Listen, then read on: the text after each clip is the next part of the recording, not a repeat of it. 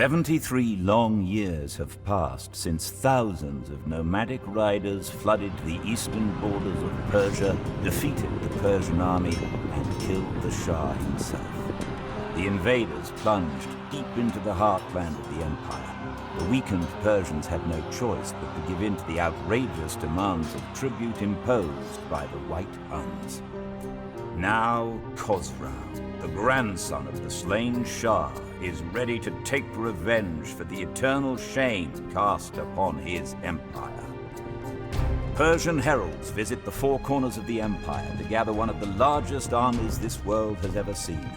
But even with an army that could fill the space between the Zagros and the Alborz mountain ranges, the white Hunnic horse archers will not be easily beaten.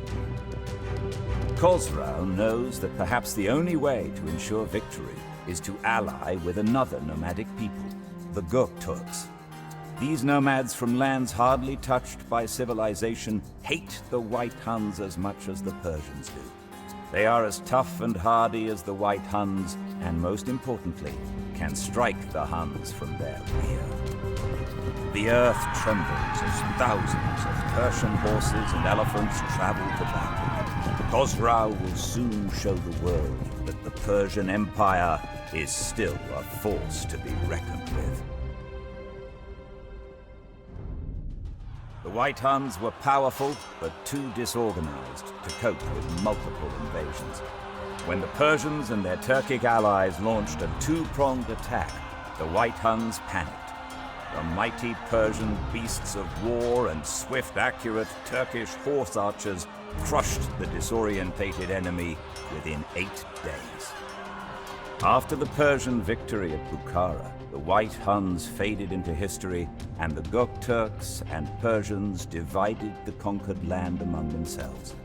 Under Khosrau, Persia once more became a worthy rival of the Byzantine Empire, while the Turks established themselves in the vacuum left by the White Huns.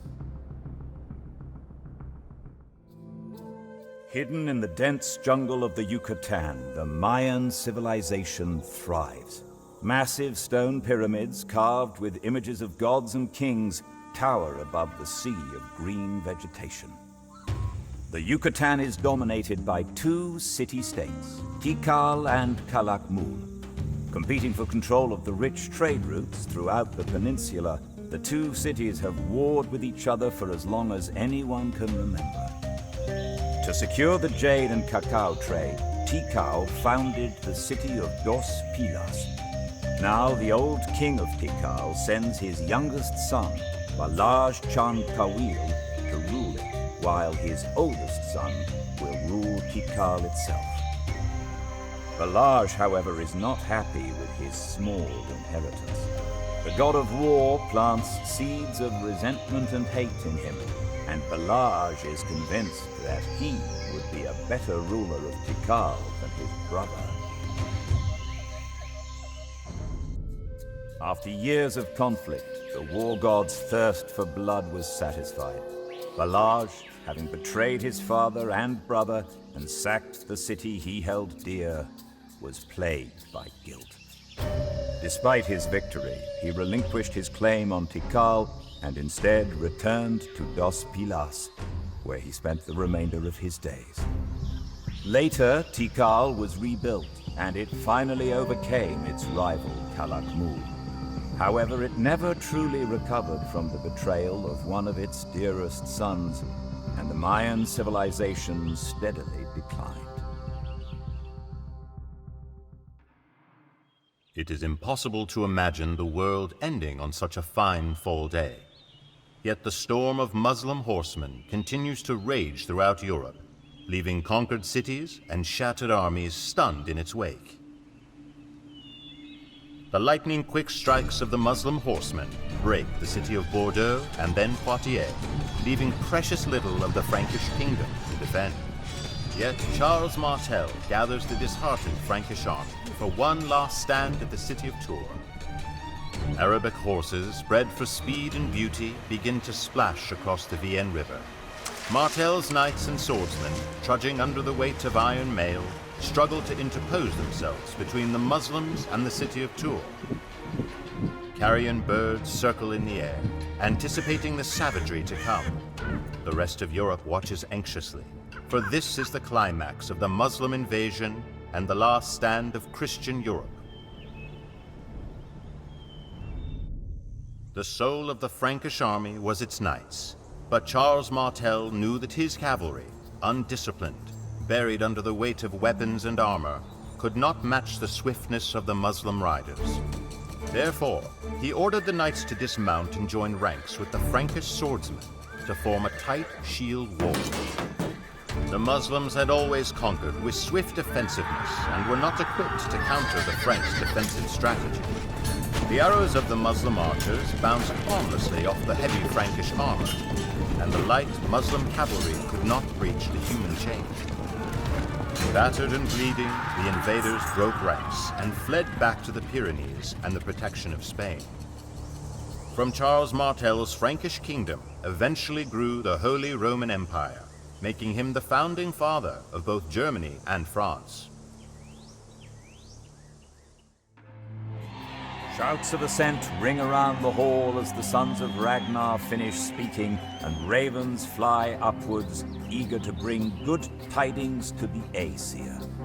Moments later, the sky flashes with lightning and booms with thunder, signaling the approval of the gods. Days later, the mustering begins. Kings, jarls, warriors, and common folk alike gather, eager to seek vengeance on the Northumbrian king Aila for the dishonorable slaying of Ragnar. Ivar, one of Ragnar's sons, has sworn to carve the blood eagle on Aila in retribution. It is a sight to behold. Hundreds of longships bear crews of valiant Norsemen and enough supplies to last the army months. The Valkyries look on, for they will soon swell Odin's hall with brave warriors who fall in the coming battles. Ragnar's sons approach a small band of warriors with a dangerous but important quest: to scout the British Isles and establish a camp. When the army arrives, it will need a secure base from which to strike out against the Anglo-Saxon kingdoms that dominate the British mainland. Thor is pleased, for the seas are benign and the winds favorable, allowing the longships a serene passage across the North Sea. As they near York, the seat of Northumbria, the sound of the sea mingles with the grinding of axes. Skalds eagerly prepare to craft the verses for a saga that will be passed down until the end of time. Favored by Odin and Thor, the Vikings watered the ground with the blood of their enemies, seizing vast amounts of plunder and fertile land. The stench of smoke and death filled the air as hapless victims foolishly turned to their altars instead of their swords. The haughty Anglo-Saxons met their match at the hands of ruthless Viking warriors, eager to earn their place at Odin's table. True to their word, Ragnar's sons carved the blood eagle into the back of the cowardly Aila as a warning to any who might think of opposing them. Ragnar's sons settled the land that they had conquered, eventually establishing a state known as the Danelaw. For the next 2 centuries, Dane and Saxon would live as neighbors, sometimes at war, sometimes in peace, until the Saxon victory over the Norse at Stamford Bridge in 1066 foiled the last Viking invasion of England. Throughout Europe, church bells ring while screams and the smell of burning wood fill the air. Everybody knows of the terror of the Vikings and their feared longships, but those who dwell inland face another horror. Maiar horsemen strike deep into the European heartland, raiding, plundering, and killing without distinction. These nomadic pagans come from far to the east, where they were driven out from their homelands by their aggressive neighbors. Now they have arrived in Europe, and their lightning-quick raids terrify the locals. The rulers of Europe are powerless to stop these swift-mounted marauders. Raiding, however successful, cannot sustain the Maya tribes forever, and they are ready to settle down. Scouts have found a suitable location to the south, large open grasslands, similar to the steppes of the Mayas' ancestral home, lie within the Carpathian Basin. Only the eastern Franks, Moravians, and Bulgarians stand in their way. If the Mayas can defeat them, the tribes will once again have a land to call their own. The Maya horsemen annihilated the Frankish army and utterly destroyed the empire of Great Moravia. After centuries of wandering the steppes, they could finally settle down to create their own kingdom. Many, however, rejected the thought of exchanging their bows for plows. Not until Otto the Great, founder of the Holy Roman Empire, defeated them at the Battle of Lakefell, did the Maya raids finally come to an end. After this defeat, the Maya nomads adopted European ways, converted to the Christian faith, and transformed into farmers. They founded the Kingdom of Hungary, whose army was famed for its combined elements of nomadic horsemen and heavy cavalry.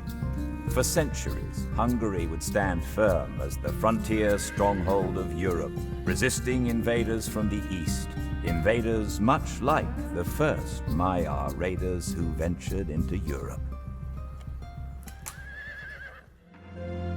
In the gloom, the longhouse feels empty, but it is filled with the odors of rust, tar, and animal fur, and the snoring of dogs.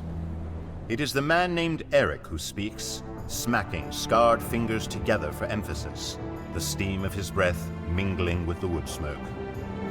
He fills the men's heads with legends of exploration and raiding, of a sea that eats longbows, and an undiscovered country ripe for Viking occupation. He tells the Vikings that they can leave their frigid homeland and sail across the endless sea of worms to a new world brimming with wild grain, grapes, and tall trees.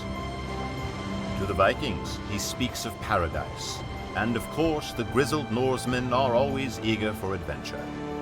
When he asks for volunteers, men slam their weapons on tables and shout his name in the cold air. Eric the Red smiles. Much of the Viking history is recorded in oral accounts called sagas, passed down through generations. Two of the most famous sagas are reserved for the adventures of Eric the Red and his men, who crossed the mighty sea in tiny ships to forge a new Viking sovereignty. Vinland, as the New World was called, was not kind to the Vikings. Although they lacked the iron weapons of the Norsemen, the native Skraeling were fierce warriors who fought relentlessly to defend their homeland against the Norse invaders. The vastness of the North Atlantic cut the Vikings in Newfoundland off from their homeland, and they suffered many long years while trying to establish their new colony. Mercenaries and Norman knights look dubiously at the ships that wobble in the black, fog-choked sea. What man is this Duke William to put so many horses on leaky transports? William ignores their questioning glances and stares across the channel in the direction of England. Edward the Confessor is dead, and now 3 men claim rulership of England. Harold the Saxon sits on the English throne, and even now hastens to fortify his shores against 2 invasions. Harald Hardrada, King of Denmark and Norway, sends Vikings from the north as William invades from the south. The outcome of this 3-way conflict is as murky as the fog that shrouds the English Channel. Harold the Saxon's housecarls are professional soldiers, not mercenaries. William's only chance is to use heavy cavalry. To do so, he must first get all of these horses onto these unreliable boats. The future of England is about to be decided.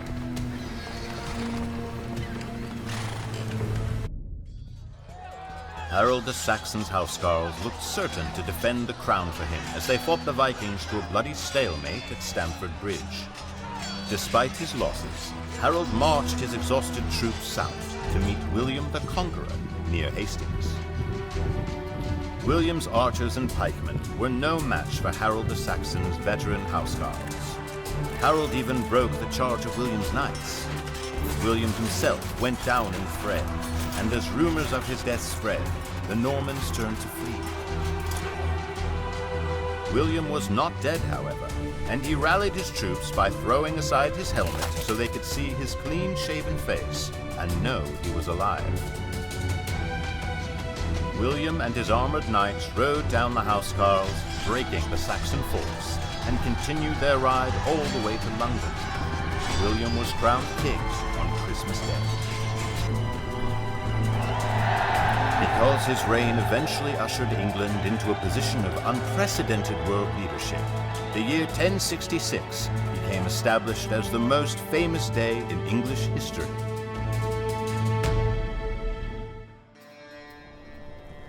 Minarets of dust twist upwards as horse hooves strike the fractured earth. Thousands of Seljuk Turks stream across the Anatolian plateau to converge on the walled town of Manцикерт, which was recently recaptured by the Byzantine army. The Byzantines are the heirs of Rome, and their armored cataphracts and legions of disciplined swordsmen can smash aside the light-armored Turkish horse archers, provided they can catch them. However, an unlikely turn of events has greatly improved the Turks' chances for victory. The Byzantine army is racked by treachery and deceit from within. One day, a band of mercenaries deserts the Byzantines. On another, the army's second-in-command leads a treacherous conspiracy against the commanding general. If the Turks can somehow turn the splintering factions against the Byzantine army, they may overcome a better equipped and better trained enemy. As long as the sun was in the sky, the Byzantine army could fight the Turks back towards their camp. When dusk settled over Anatolia, however, the Turks could harass the ponderous Byzantine cavalry as it withdrew to Manzikert. When they could stand no more of this torment, the Byzantine flanks collapsed into a full rout, and the Turkish horse archers pounced for a quick kill. The Battle of Manzikert was not lost due to the poor performance of soldiers or commanders, but through Byzantine treachery. Deceit from within the armies disrupted the chain of command, as factions feuding for control of the throne in Constantinople betrayed their armies at the front. A much weakened Byzantium was then forced to call the rest of the Christian West for help, leading to the Crusades. The Byzantine Empire lingered for another 4 centuries, but in only a shadow of its former glory. Gliding through the trees, the wind whispers a faint melody to the rhythm of the footsteps of soldiers. The narrow mountain pass feels ominous and forbidding, and yet there is a peaceful aura to it that calms Minamoto's vanguard. The common soldiers groan as a deluge suddenly begins, transforming the soil into a treacherous sea of mud. The battle-hardened samurai alone are silent. Their honor is their prime concern, and it rests on the success of their mission to deliver supplies to the besieged city of Kurihara. After years of injustice, the Minamoto clan declared open opposition to the dominance of the wicked Taira, splitting Japan in 2. Lord Minamoto controls the east, while his cousin Yoshinaka holds the frontier. Throughout 2.5 years of war, the Taira have steadily advanced, rarely seeing defeat. Their armies strike at Kurihara in a 3-pronged assault, while an auxiliary force seizes the lighthouse at the point of the Noto Peninsula, controlling naval passage in and out of the Toyama Gulf. Entourages of samurai patrol all roads to Kurihara, and enemy supply lines reach all the way to Kyoto, the imperial capital. This will be the decisive battle of this war. If Kurihara falls, the Taira will be free to flood into the Minamoto heartland and claim victory. If Kurihara holds and the Taira are defeated, the tide will turn, and Minamoto may even be able to bring the fight to the gates of Kyoto. Thunder boomed as spears of lightning pierced the sky. Driven back from the walls of Kurihara, the Taira army retreated in panic as Minamoto claimed victory after victory. Smoke rose from the enemy camps and floated towards Kyoto, an ominous shadow of the doom approaching those inside the city. Offering thanks and prayers to the gods, Minamoto halted and made camp outside Kyoto. Siege engines pounded the walls for days, reducing its great castles to piles of rubble. As the main gate fell, samurai poured into the city, while Minamoto strode triumphantly to the imperial palace and planted his banner. With the power of the Taira broken and their capital taken, a seemingly doomed rebellion had triumphed. It would take 2 more long years, but Minamoto's prowess as a commander ensured victory at the Battle of Danoura, ending the Genpei War and ushering in the new era of the Kamakura Shogunate. Deus Lavolt! God wills it! This zealous shout resounds throughout Europe as news spreads of a third crusade, called by the Pope himself. 3 of Europe's most renowned rulers have sworn to fight: Frederick Barbarossa of the Holy Roman Empire, Philip Augustus of France, and Richard the Lionheart, King of England. While the Emperor Barbarossa marches his army across Europe, the kings of France and England sail to the Holy Land. Richard's journey, however, is as adventurous as one can expect of someone known as the Lionheart.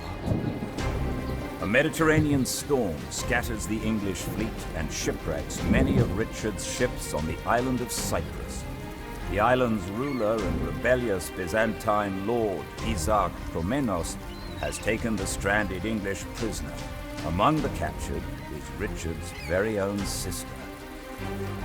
Richard is determined to punish Komnenos for this insult, but he also sees opportunity in these unfortunate events. Cyprus is an island of great strategic value. If the English can capture it, Cyprus could be used as a naval base for the crusade and raids on the wealthy Muslim trade ships. Richard's combined naval and land operations proved to be successful, and Cyprus was swiftly taken by the Crusaders. Isaac was thrown into the dungeons, and Richard crowned himself king of the island. Richard then sailed east to resume his crusade. Upon his arrival in the Holy Land, however, Richard discovered that he alone remained to lead the crusade.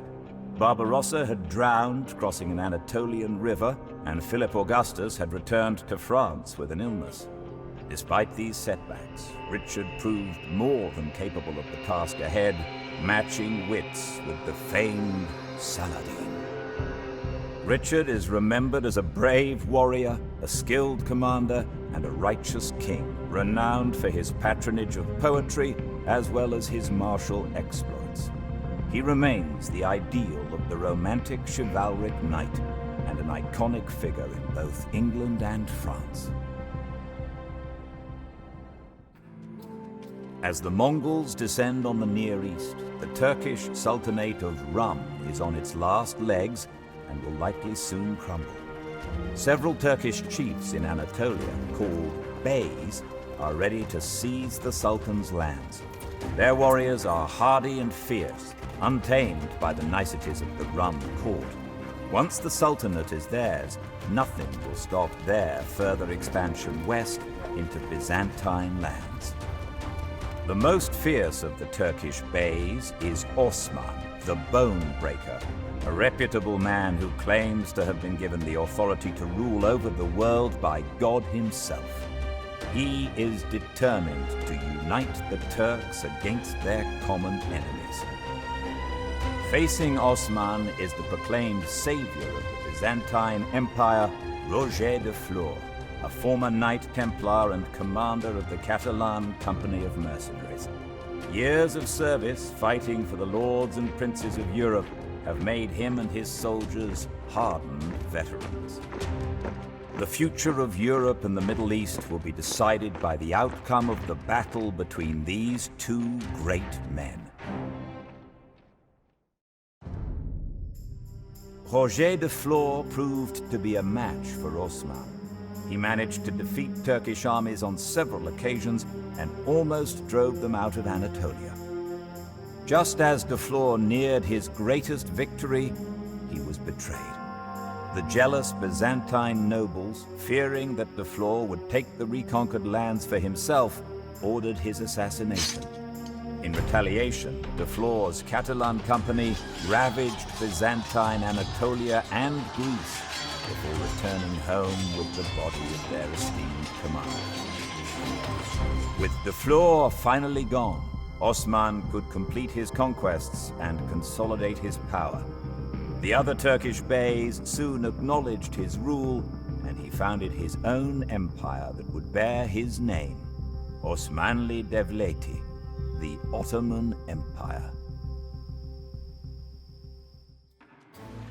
In the distance, wooden towers as tall as giants take shape in the dense morning fog that hovers over the vast Poyang Lake. These wooden islands, each carrying 2,000 or 3,000 men and horses, are tall enough to scale city walls. Their target is the Ming city of Nanchang. The Mongol Yuan dynasty is on the verge of collapse, and Chinese warlords are eager to take its place. The Han want to make use of the fighting between their rivals, the Ming and the Wu, to launch a surprise attack on the Ming and seize the Yangtze region from them. The Ming, however, are not prepared to surrender Nanchang so easily, and their army sails north to face the Han. The Ming general, Zhu Yuanzhang, is outnumbered, but he is determined to thwart the Han ambitions. After all, only one warlord can rule China. Although vastly outnumbered by the large Han tower ships, the smaller and more maneuverable Ming vessels were better suited for the shallow water. During the second night of the battle, the Ming launched a surprise attack with fire ships, which devastated many of the Han ships. Thousands of Han soldiers drowned or burned alive. The Ming victory secured their position as the strongest faction in China. In time, they conquered the Middle Kingdom, ending a century of Mongol domination.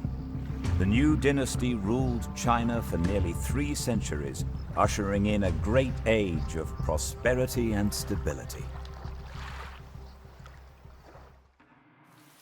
The rains come again until there is nothing left of road, wood, or field, nothing in the entire world but mud.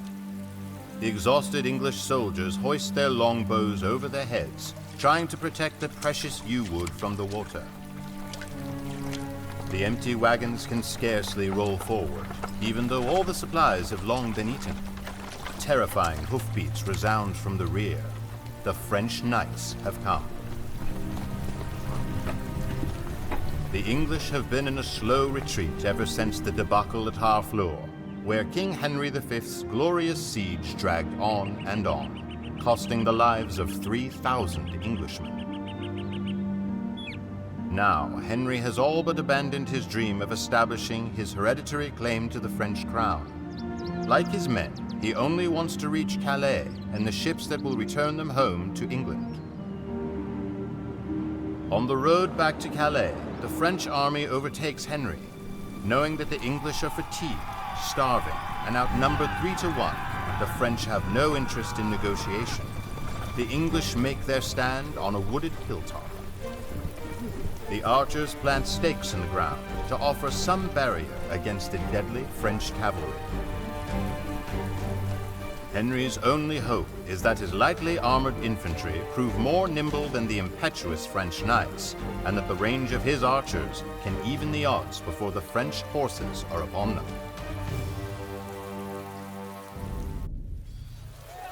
The Battle of Azencourt is remembered not because it was an inevitable triumph, but because it was an upset. Outnumbered English longbows were victorious over French knights only because the knights had to charge up a muddy hill through a dense forest. The English wore little armor and were able to catch the encumbered French in the middle of their retreat. A charge by Henry and his surviving cavalry pushed aside the beaten French and opened the road to the coast.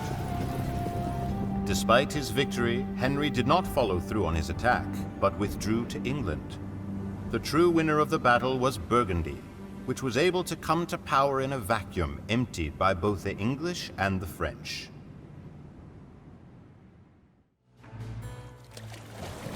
The steady splashing of oars of 200 ships striking the water drowns out all other sound.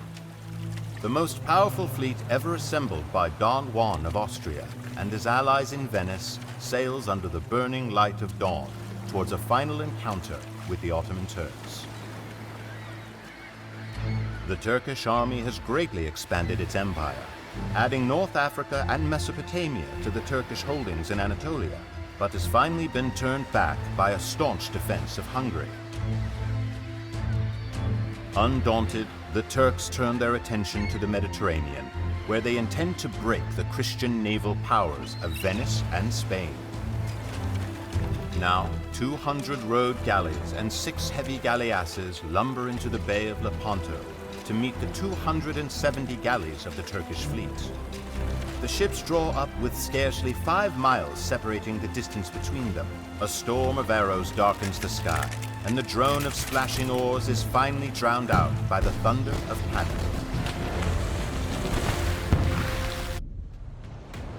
The heavy Venetian galleasses broke through the Turkish lines and trampled over the smaller ships of the Turks. But there were too few of the galleasses to win the battle on their own. The Spanish and Venetians attempted to grapple and board the Turkish ships, where the superior experience and weapons of the Christian sailors could be brought to bear. As the day wore on, the Turkish juggernaut began to run out of strength. Scores of Turkish galleys were dashed on the rocks, and others sank to the bottom of the bay. Less than 50 Turkish ships survived the battle. Lepanto was not the climax of the conflict between the Christians and the Turks on the Mediterranean, but it was a turning point. The Turks had difficulty rebuilding their fleet back to its former size, while the Christians continued to update their fleets with the latest technological advancements, ensuring a decisive military advantage for further encounters on the high seas.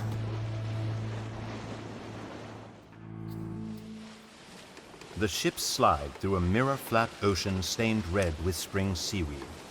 Columns of rock improbably draped with pine trees tower out of the mist. The men on the ships watch silently as the samurai prowl the deck above.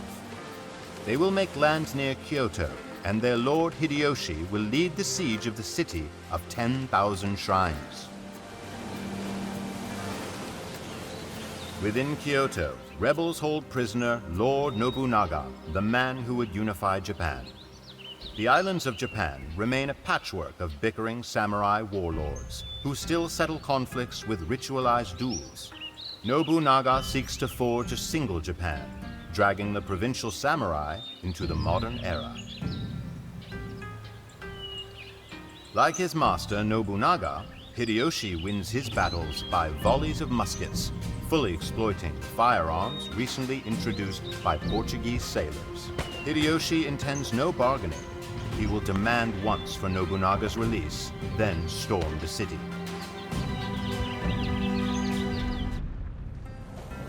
Kyoto paid dearly for Nobunaga's death, and in the end, Hideyoshi was able to accomplish what his mentor could not.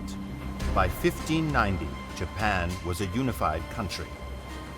Great though it was, this accomplishment did not satisfy Hideyoshi, who then set about on an ambitious plan to conquer China and Korea.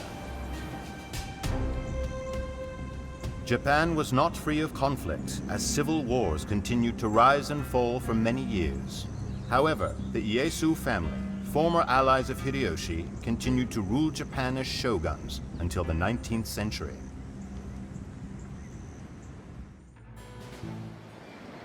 The haze of spent gunpowder hangs over the gravel-strewn beach, confusing the seabirds that nest on the rocky outcroppings of Shinhai Bay.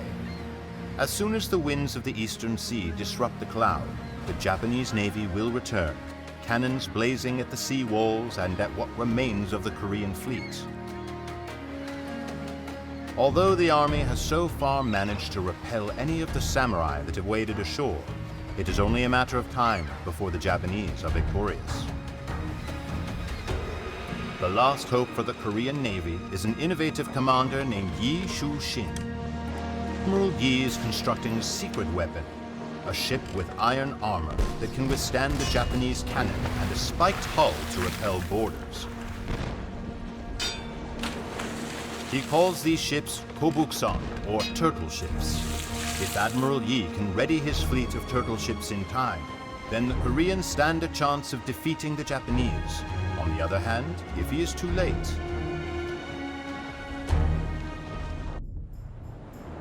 the Japanese were unable to establish a base in either China or Korea. Therefore, all supplies and reinforcements had to come from the Japanese islands themselves. Once Admiral Yi destroyed the Japanese navy, the samurai armies were left isolated, and the invasion ended. Yu Shi-shin died in the battle, but the Japanese commander Hideyoshi died soon after, and with him the lust for Japanese conquest. The possibility of a Japanese empire in Eastern Asia in the 16th century died under the guns of slow but deadly armored Korean warships.